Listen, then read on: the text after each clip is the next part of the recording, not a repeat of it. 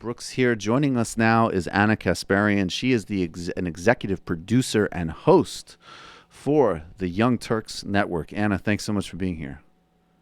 Thanks for having me. So, Ana, first I want to talk a little bit about these midterm results, which actually look better and better by the day for Democrats in terms of Congress. There's a lot of signals taking place. I mean, there's definitely this sort of, certainly everybody focuses on Alexandria Ocasio-Cortez, but there's also, I would say, Rashida Tlaib. There's several other people that are coming into the House who are, a lot of them are women of color. They're really strong candidates. There is actually a contingent in the House to begin with, people who get less profile, like, say, a Jim McGovern or somebody like that, who are actually really quite progressive. And there's still, obviously Nancy Pelosi. So, I mean, basically, do you read this situation as positive forward momentum, or do you see it as sort of like we're still kind of stuck? Oh, I definitely see this as positive momentum. And to be honest, I was one of the people in the press that, unfortunately, on election night, minimized some of the progress that we've made, because the first result that comes in is from Florida. And to see someone like DeSantis win, of course, there's this whole recount effort going on. So at least election night, it appeared that DeSantis was definitely going to win. And it was depressing. And so that kind of set the tone for the rest of the night. But as things progress and as, more ballots come in or the counts are more accurate, we realize that we've actually made a tremendous amount of progress. And what I'm most excited about is what is happening within the Democratic Party. And I don't think that gets enough positive attention. I love the fact that you mentioned some of the members of Congress who were already progressive. Pramila Jayapal is another congresswoman out of Washington, and she's fantastic, really pushing for Medicare for all.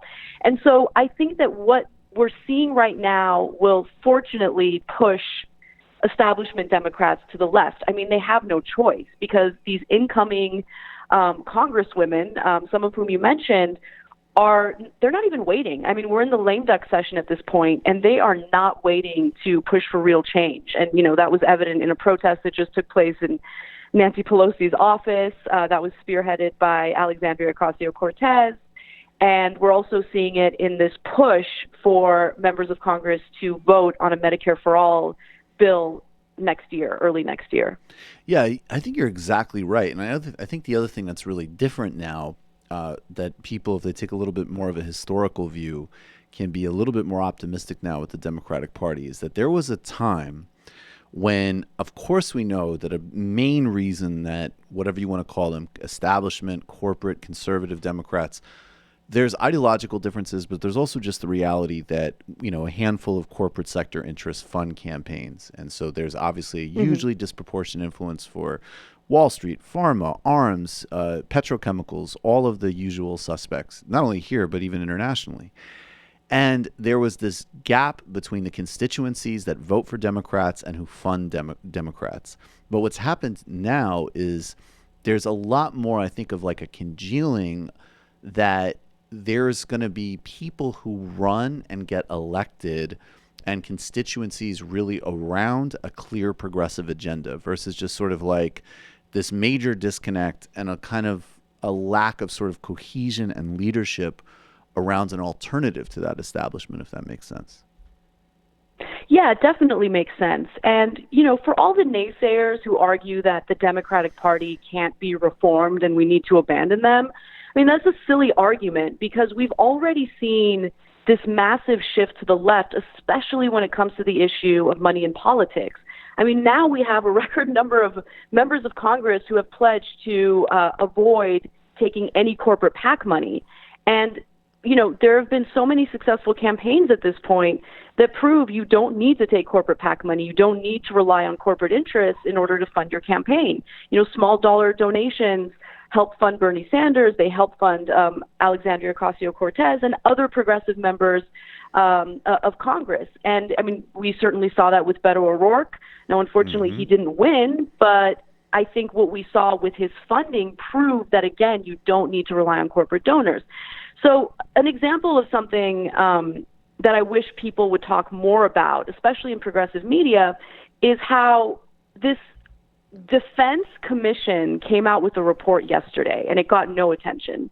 So the Hill published it, and it enraged me because basically all these military guys got together, and they're making this argument that they need more funding, they need more military funding because the U.S. is deteriorating in terms of its military capabilities, and Russia and China pose a threat, and we need to worry about them, and we wouldn't be able to fight multiple wars simultaneously, even though we're currently fighting multiple wars simultaneously.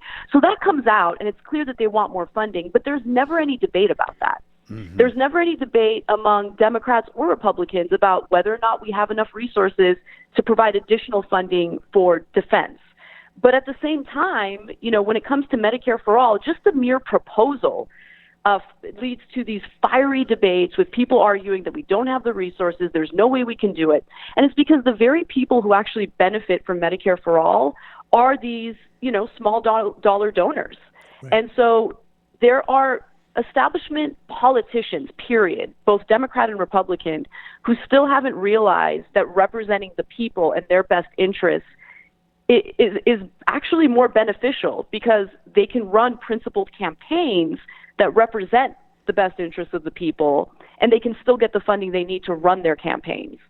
But again, we have corporatist Democrats right now who are fighting Medicare for All tooth and nail, and they're just regurgitating the same arguments that we're hearing from the right, and it's infuriating. And those same people will never debate whether or not it makes sense to give more money to the Pentagon. I mean, yeah, and a great example here, there's just in New York, there's this trash deal that Andrew Cuomo and Bill de Blasio are giving Amazon, which will be really harmful to the city. I mean, it's going to be bad for affordable housing. It's going to be bad for the subways. It's not going to net that many jobs. It's not going to net the kind of jobs that you need, frankly. And, as a contrast, Ron Kim, who's an assemblyman here, is saying, has a bill in the legislature saying, let's take that $1 billion, get it out of these Excelsior tax giveaways, and just get rid of student debt for over 1 million New Yorkers. And that would definitely have both be the right thing to do, but also pay much bigger economic dividend for actual people in terms of buying houses and spending power. So it's never the spending. It's always the priorities. And one thing I will say on the negative side that overlaps what you say, why is Nancy Pelosi talking about PAYGO, right? This is exactly the wrong and destructive thing to be talking about that incidentally nobody cares about when, Democrats have power and it's time to actually deliver real things for real people. Yeah. I mean, Nancy Pelosi really does need to step down as Speaker of the House.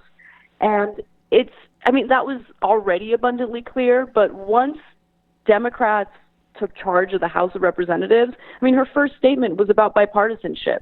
No, we don't want bipartisanship. How can you argue that we need to unite the country when Republicans consistently and incessantly punch you in the face when they have all the power? Right. It's frustrating, and I think what people want on the left is a party that really fights for them. We want fighters, and I'm not talking about Trump-like imbeciles that fight for no reason and have this authoritarian streak. We just want people who actually represent our best interests and do so in an unapologetic way. And that's what we're seeing with some of these new Congress people, and it's great. I absolutely love it. That's honestly what I'm most excited about. Yeah, I'm with you. I'm really excited about that too. I agree with you. I think Nancy Pelosi should probably go. I don't exactly know who would replace her. I would like someone like Barbara Lee to replace her. But I will tell you she should go. You know who should definitely go? And it's amazing he's not getting the amount of heat that she's getting is Chuck Schumer. Now, look, he had a harder map. Definitely. Chuck Schumer is the big, you know what? We'll get to this Facebook thing in a second. But first of all, just tee off. That dude is such trash. And I'm sure you might want to add to that. Yeah, I do want to add to that. So, think about how pathetic Chuck Schumer was during the government funding debate, in which DACA also was, an issue that senators needed to make a decision on. And so at that point, it's amazing because it was a rare moment where Democrats had some leverage because they could have easily prevented the government funding bill, right? Unless Republicans signed on for protections for DACA recipients. And of course, Chuck Schumer folded immediately as soon as Mitch McConnell gave him the promise of a standalone DACA bill. How did that work out for him? I mean, how pathetic is that? I mean, we're talking about Mitch McConnell. I mean, he is boastful about how obstructionist he is. I mean, look at what he did with Merrick Garland. He was bragging about that. Why the hell would you take his word on anything? And so Chuck Schumer, I don't even know if he really believed Mitch McConnell. But part of me feels like maybe Chuck Schumer didn't really care that much about providing protections for DACA recipients. Because if I were in his position and I knew that I had some leverage, I would certainly wield that power. And he just failed to do it. And the fact that he was so ready and willing to help Trump confirm all these federal judges who will have a negative impact on our lives for decades to come just shows you what kind of, pathetic non-leader he really is. Yeah, it's that amazing combination of total moral, just sort of moral nothingness without any of the effective strategic capacity that you might expect from a cynical politician. That's what really drives me nuts about this crop of center-right corporatist Democratic leaders, whether it's Chuck Schumer or Hillary Clinton, is at least, if you go back to politicians that I loathe because of the incredible damage that they've done in so many ways, but you could make an argument that people like Bill Clinton and Tony Blair knew how to be savage in a certain way and win. Now, what they did with those wins and who those wins came on the backs of, I agree, 100. And even whether it worked out strategically in the long term, all of those are fair criticisms. But at the same time, on just some basic level, they could walk around and say, we knew how to win a certain type of campaign in a certain kind of environment. And people like Chuck Schumer are fusing, having no moral commitment to, as an example, DACA recipients. It almost seemed to me, Anna, like he just wanted that on the table to potentially run on to rile up activists versus actually save those people's lives and statuses. And then you combine it with just no tactical strategic capacity. They don't know what fight they're in. Yeah, I mean, it's incredible. And one other way, one other metric you can look at to show that Chuck Schumer and, Senate Democrats had all the leverage in that case was just the polling that indicated even a slim majority of Republican voters supported protections for these DACA recipients. I mean, they keep squandering opportunities to be real leaders, and then they'll turn around and get frustrated at people like us who have these types of conversations, or, incoming politicians who are much more progressive, who are fighters. They'll turn around and accuse those people of either being sexist if they call out Nancy Pelosi, right, or of, dividing the party and leading to the victory of people like Donald Trump. But they need to take responsibility for their own actions. And what I'm most concerned about is that many of them, including people like Hillary Clinton, still refuse to take responsibility for their own actions. I mean, when she went on that speaking tour to promote her book, it was frustrating to see how she kept citing sexism as the primary reason why she lost. Now, sexism, I'm sure, played a role, but it was one of many factors. The biggest factor was this feeling of economic abandonment that Americans were feeling, especially people who had been voting for Democrats. And she won't take responsibility for that. I mean, during her one of her debates during the primaries, she talked about how, she went to Wall Street and she told them, you better cut this out. I mean, how pathetic was that statement? She said that during a debate. I mean, it was so abundantly clear that she wasn't going to fight for the best interests of Democrats or Americans in general. So I think that people turn their backs on the Democratic Party because of those reasons, and some of them haven't learned a single thing from that.